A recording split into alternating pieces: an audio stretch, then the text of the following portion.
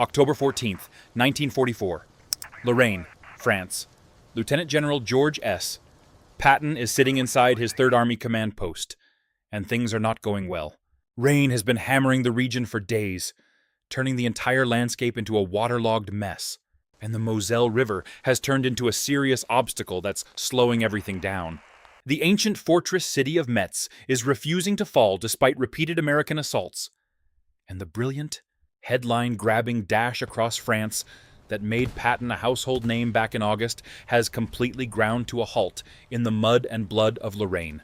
An aide walks in and hands him routine intelligence reports, German positions, supply status, casualty figures, weather forecasts, the usual stuff. But nothing in there mentions Erwin Rommel. According to the available records, Patton received no immediate notification about the death of Field Marshal Erwin Rommel that day. He issued no statement, wrote nothing in his diary, and apparently said nothing to his staff that anyone thought was worth writing down. And that right there is what this video is really about. This is the story of what Patton said when Rommel died, and more importantly, what Patton didn't say, why that silence exists, and what it actually tells us about these two legendary generals and the strange relationship between them. But before we get into it, hit that like button and subscribe if you want YouTube to keep recommending you content like this. And if you or any of your relatives have stories from World War II, drop them in the comments. I genuinely love reading those. All right, let's get into it. To understand Rommel's death and why Patton's reaction or complete lack of one even matters, we need to go back to October 14th, 1944, at around 12:30 in the afternoon, German time. Field Marshal Erwin Rommel died in a car on a quiet road near Herrlingen, Germany. The official cause was suicide cyanide poisoning. But calling it suicide is technically accurate while being deeply misleading, because what actually happened was that the Nazi regime murdered him and gave him no real choice in the matter. According to testimony from his son Manfred and other witnesses, 2 generals from Berlin, Wilhelm Burgdorf and Ernst Maisel, showed up at Rommel's home that morning and told him that he had been implicated in the July 20th plot to assassinate Adolf Hitler.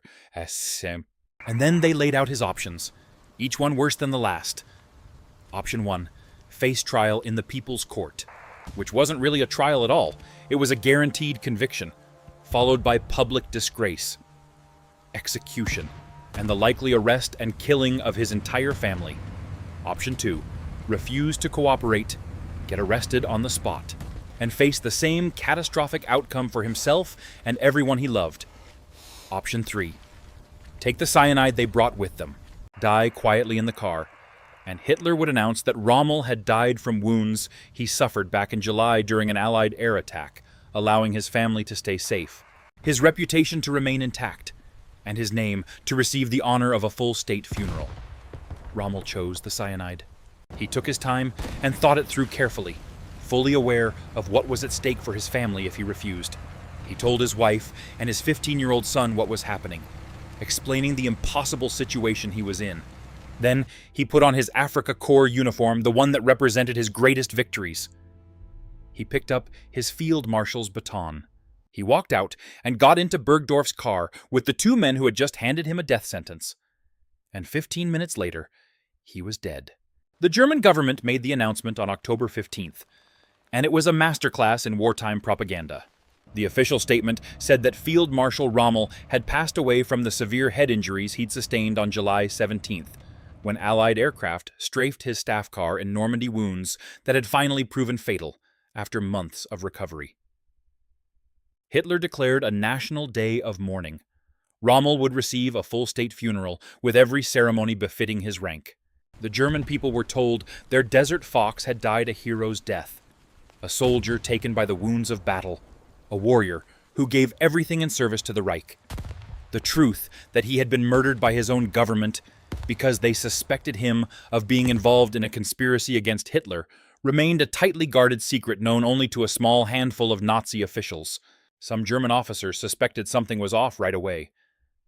The timing was suspicious. Rommel had been recovering from his July injuries. Then suddenly, he dies in mid-October, right when hundreds of other officers connected to the assassination plot are being arrested, tortured, and killed. That didn't add up. Some Allied intelligence officers also had doubts about the official story. But publicly, officially, the story was that Rommel died from his wounds. And that was the version the whole world heard in October 1944. And according to the available records, Patton heard the exact same story everyone else did. Rommel had died from injuries sustained in July, another casualty of the air war, another general gone before the war was over. Here's why that detail matters when we ask what Patton said. Patton heard the German propaganda version, the one about wounds and dying heroically. Not the truth about a forced suicide orchestrated by the Nazi regime. He heard that Rommel died from combat wounds, which was a lie, but a lie that was widely accepted at the time and had no reason to be questioned by anyone on the Allied side. He did not know Rommel had been given an ultimatum and a bottle of cyanide. He did not know about the threats made against Rommel's family.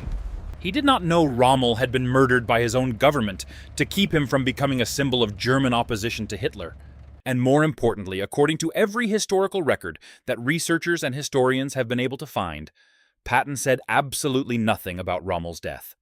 There is no statement from Patton in any military archive that's been searched. There is no diary entry for October 14th or 15th mentioning Rommel, which is genuinely significant because Patton kept an extremely detailed diary throughout the war.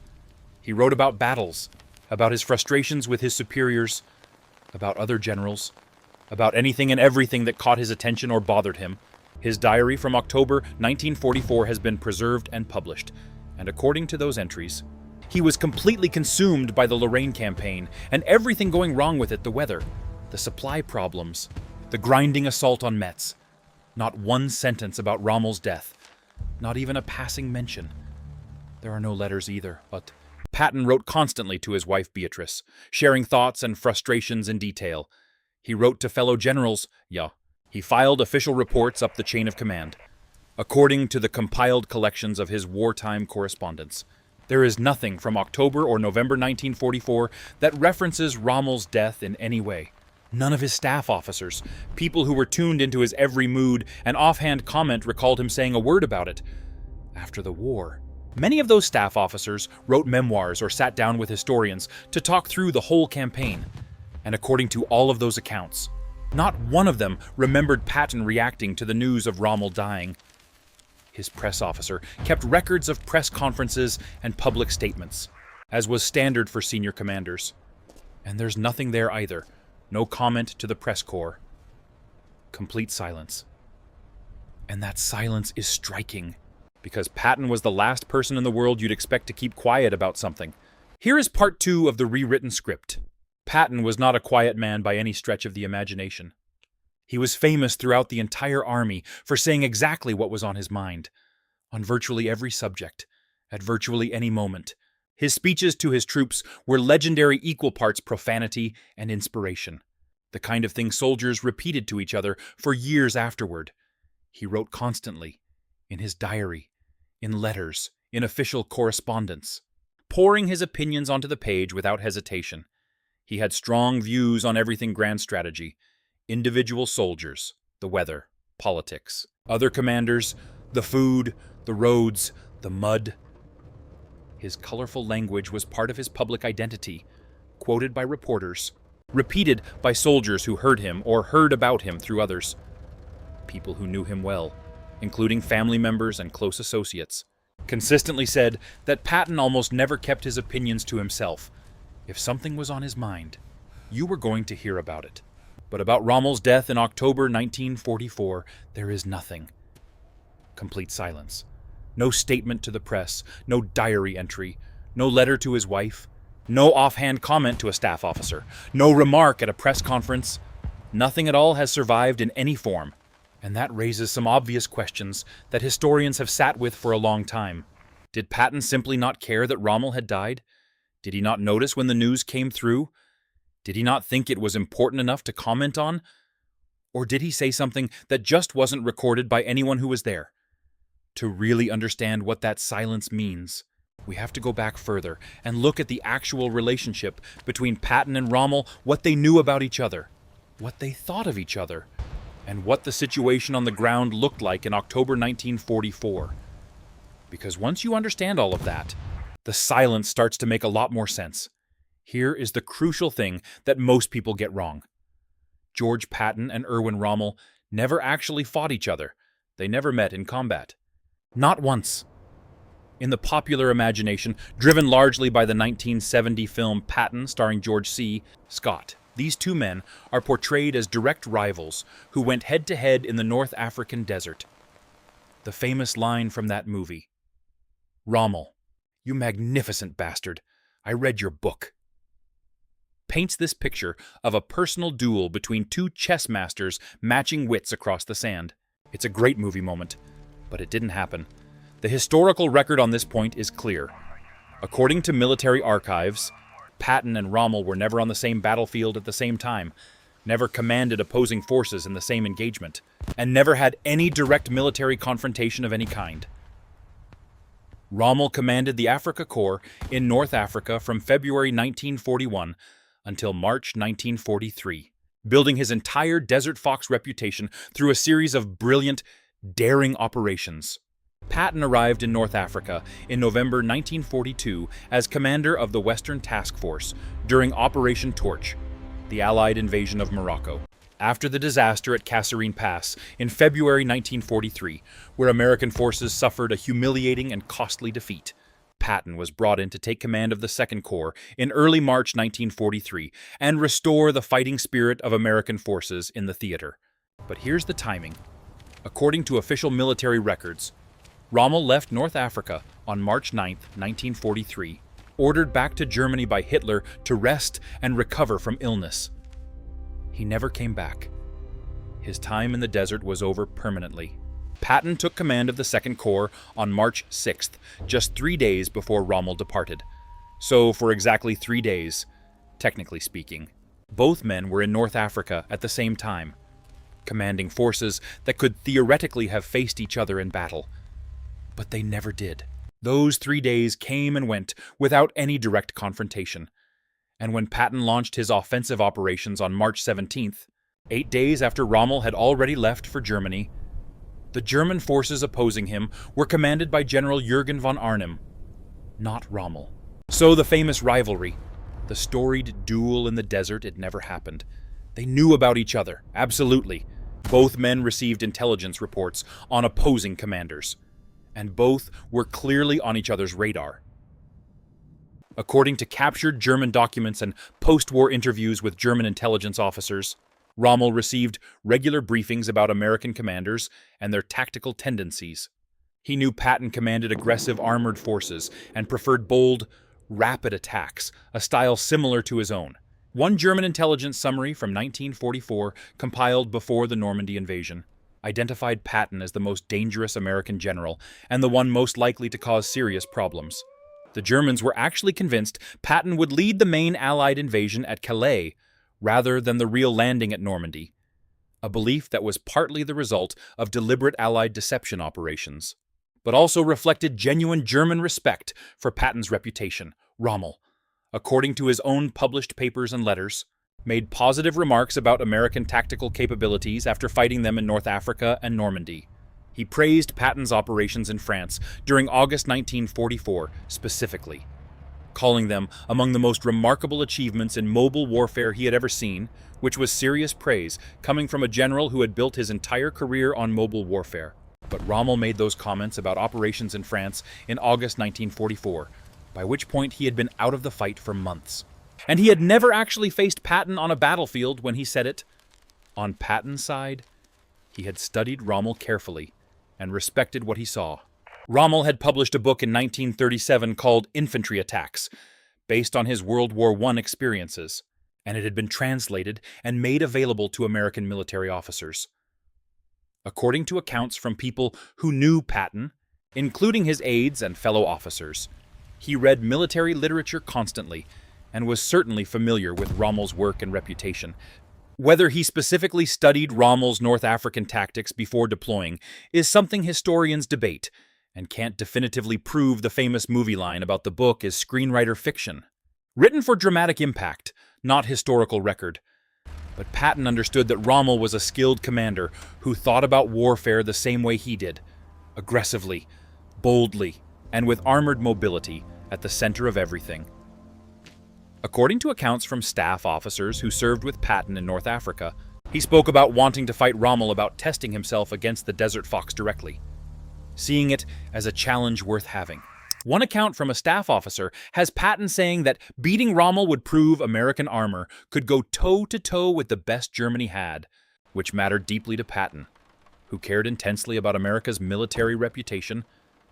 But that fight never happened, and after North Africa, the two men moved into completely different theaters and kept missing each other. Patton commanded 7th Army in Sicily. In 1943, the famous race with Montgomery across the island then was sidelined, following the slapping incidents before being brought back to command 3rd Army in France, starting in August 1944. Rommel, meanwhile, spent time in Italy in 1943 inspecting coastal defenses, then took command of Army Group B in France. Preparing for the Allied invasion, everyone knew was eventually coming. He was in Normandy, from late 1943 until July 17, 1944, when Allied aircraft strafed his staff car and wounded him severely enough to take him permanently out of the fight. Patton arrived in Normandy in late July 1944. 3rd Army became operational on August 1st. By then, Rommel was in a hospital recovering and never returned to command. The breakout from Normandy, the spectacular armored dash across France, the liberation of vast stretches of territory in just weeks, all of that happened after Rommel was gone. The German commander's Patton was actually fighting in August and September were other men, with less reputation and less skill. Patton knew this. His intelligence staff kept him informed of who was opposing him at any given time, and the records confirmed they knew Rommel had been wounded in July and was no longer commanding anything. So here you have two of the most famous generals of the entire war, both legendary for aggressive armored warfare, both controversial figures who clashed repeatedly with their own superiors, both beloved by their troops and genuinely feared by their enemies, and they look like perfect rivals on paper. The press treated them as rivals. Soldiers on both sides talked about them as rivals and wondered what would happen if they ever actually went at each other, but they never did. They knew of each other through reports and reputation. They respected each other's abilities at a distance. But they had no personal relationship of any kind, never met face to face, never exchanged a single message or communication according to any record from either American or German archives. So they were famous generals on opposite sides of a world war, but they weren't connected by any direct experience of combat against each other or any personal interaction whatsoever. Here is part 3 of the rewritten script. And that's what makes Patton's silence in October 1944 easier to understand when you look at the practical reality of the situation. When Rommel died, Patton had no particular reason to comment on it publicly. They weren't personal enemies who had fought memorable battles against each other and built up some kind of warrior's grudge. They weren't even battlefield opponents in any meaningful sense that would have created a bond or a rivalry worth acknowledging. To Patton, Rommel was another German general who had died, one among many dying, in 1944, and he had no special connection to him that would make his death feel different from any other. But there's more going on than just the absence of a personal connection. In October 1944, Patton wasn't thinking about Rommel or any other German general who wasn't directly standing in his way. He was thinking about Metz, the fortress city that was blocking his advance and making his life miserable. According to his diary entries and military records from this period, October 1944 was one of the most frustrating and genuinely difficult stretches of Patton's entire war. And to understand why, you have to go back to what happened after August's incredible success, after 3rd Army's spectacular run across France, covering ground faster than almost anyone thought mechanized forces could move, liberating vast territories in just weeks, making headlines back home and sending shockwaves through German command. Patton's advance had completely stalled by October. And the reason wasn't the Germans. It was logistics. The unglamorous, unsexy reality of supply lines and fuel trucks. According to official histories of the campaign, 3rd Army had simply outrun its own supply lines in September. The advance was so fast that supplies couldn't keep pace. Gasoline was scarce, with tanks sitting idle because there was no fuel to put in them. Ammunition was rationed carefully because there wasn't enough to go around. Food and other supplies were rationed as well. And Third Army was consistently given lower priority than other Allied units, particularly Montgomery's forces to the north, which Eisenhower had decided to prioritize for the push toward Germany on September 25th. Patton received orders from higher headquarters to go on the defensive and stop advancing. Hold his positions. Wait for the general offensive planned for November, when the supply situation would be better. For a man like Patton, that order was almost physically painful. He hated defensive posture with a passion that everyone around him could feel. According to his diary entries from those weeks, he was convinced that stopping the advance gave the Germans exactly the time they needed to reorganize, reinforce, and rebuild the defenses that had been crumbling in August. He believed that aggressive forward action was always the right call. That momentum was everything, and that pausing was throwing away the opportunity that August had created. So he looked for ways to keep pushing, despite the supply constraints. He looked for somewhere to attack, and that somewhere was Metz. Metz was an ancient fortress city sitting on the Moselle River, heavily fortified with a ring of massive stone forts built by the Germans in the late 1800s when they controlled the region after the Franco-Prussian War. The city sat directly in the path Patton wanted to take toward Germany, and he decided to go after it rather than bypass it, overruling advice from some of his own staff in the process. Some of his officers argued that Metz should be isolated and left to wither surrounded, cut off from supplies, and eventually forced to surrender without the cost of a direct assault on fortifications that had been built to withstand exactly that kind of attack. The forts were too strong, they said, too well constructed to take by frontal assault. Leave it behind, bypass it, and let it die on the vine. But Patton disagreed, and when Patton disagreed with his staff, that was usually the end of the discussion. He believed leaving a strong German garrison sitting in his rear was strategically dangerous, a threat to his supply lines and his freedom of maneuver. He believed aggressive action was always correct, regardless of cost or difficulty, because it maintained initiative and kept his army's fighting spirit sharp. He believed his troops needed to keep attacking to stay at their best. So on October 3rd, Third Army began its assault on Metz, the attack on Fort Driant, one of the key fortifications protecting the cities, kicked off that same day with American infantry and engineers going in hard. And according to official casualty reports and after-action reviews, it was a disaster almost from the first hour. The Americans simply were not trained or equipped for this kind of fighting. Third Army had been built and optimized for mobile armored warfare fast, fluid, exploiting gaps, keeping the enemy off balance. Nobody had prepared them for storming 19th century stone fortifications. They went in without the right specialized equipment, no proper demolition charges for fortress walls, not enough flamethrowers. They went in without adequate intelligence on the fort's layout, essentially feeling their way through the dark. And the Germans defending Fort Driant knew every inch of those tunnels and firing positions. The casualties came fast and kept coming, men falling to fire from positions the Americans didn't even know existed. On October 13th, Patton ordered the assault on Fort Driant suspended after 10 days of bloody, grinding failure. It was, by every account, the only battle Patton lost during the entire war. And it bothered him deeply. It was the kind of outcome that cut against everything he believed about offensive action and aggressive warfare. The fort wouldn't actually fall until December, long after Third Army had pushed past it in the broader November offensive. So this is the exact situation Patton was living in on October 14th, 1944, the day Rommel died in Germany. He was absorbing the failure at Fort Driant, which stung his pride and his reputation. He was grinding through the slow, costly fight at Metz, which seemed to mock every theory he had about what warfare should look like. He was furious about supply shortages that kept him from doing what he did best. And his diary from mid-October is filled with the kind of frustrated, angry writing of a man who feels like everything is working against him, problems with higher command, problems with logistics, problems with weather that seem to have a personal vendetta against Third Army. Because on top of everything else, it rained. Constantly. Throughout October, the entire Lorraine region was soaked. The Moselle flooded its banks. Roads dissolved into mud that swallowed vehicles and turned every movement into an ordeal. Tanks bogged down and couldn't maneuver. Casualties mounted day after day. According to official records, Third Army lost over 1,200 killed in October, over 6,000 wounded, and nearly 1,000 missing, making it one of the bloodiest months of the entire campaign.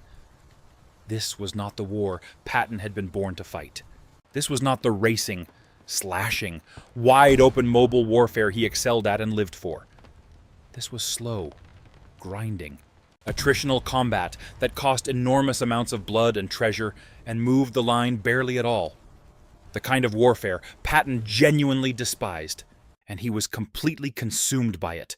According to everyone who knew him and worked alongside him, Patton had the ability and the habit of focusing with total intensity on whatever battle was directly in front of him. In October 1944, that battle was Metz. That focus was Lorraine. Everything else faded into background noise. When the news of Rommel's death came through Allied intelligence channels, monitored from German radio broadcasts and newspaper announcements, it was just another piece of war news landing in a headquarters already buried in more immediate concerns. Important in some abstract sense to the overall picture of the war, perhaps. But not relevant to what Patton was dealing with right now. Today, in the mud outside Metz. There's one more layer worth understanding. The truth about how Rommel actually died didn't become widely known until after the war was over. In October 1944, the story Patton heard was the same story everyone outside a small circle of Nazi officials heard Rommel had succumbed to wounds from the July air attack. There was no reason for anyone on the Allied side to question that. Yes, some German officers privately suspected the official story didn't add up, the timing was suspicious. Rommel had been recovering, and the purges following July 20th were still in full swing. But the German government controlled information absolutely, and the official narrative held. Hitler gave Rommel a full state funeral on October 18th, 4 days after his death, with all the military ceremony the occasion demanded. Hitler sent a personal wreath and a message of condolence. Field Marshal von Rundstedt delivered a eulogy praising Rommel's service and sacrifice. The whole event was designed to reinforce the story, to show the world that Germany honored its fallen heroes, to make sure nobody looked too closely at the circumstances. It was propaganda built on top of murder, but it was effective. And so when Rommel died, Patton had no reason, no personal connection, no battlefield rivalry, no knowledge of the real circumstances, and no mental space amid the disaster at Fort Driant and the grinding fight for Metz to say anything at all. And so he didn't. The historical record is silent, and that silence is complete. In the years after the war, Patton did occasionally mention Rommel in passing, citing him as an example of aggressive tactics, or acknowledging his skills in the context of broader discussions about the campaign.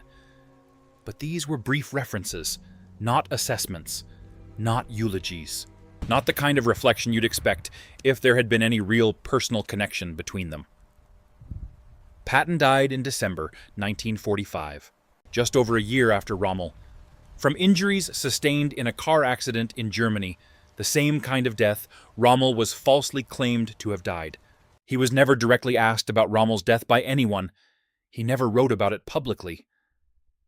The silence remained permanent.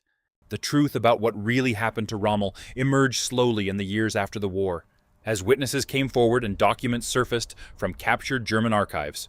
Rommel's son Manfred eventually told the full story of that morning, the 2 generals at the door, the 3 impossible choices, the cyanide, the 15-minute drive. By the late 1940s and into the 1950s, the world knew. Rommel had not died from his wounds.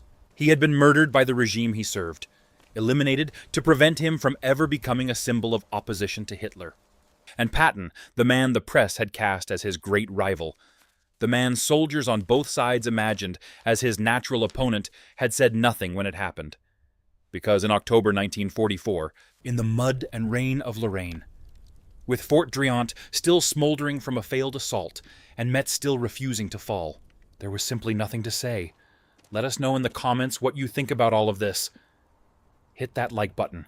Subscribe if you want YouTube to keep sending content like this your way. And if you or your family have any stories from World War II, please share them down below. Thanks for watching.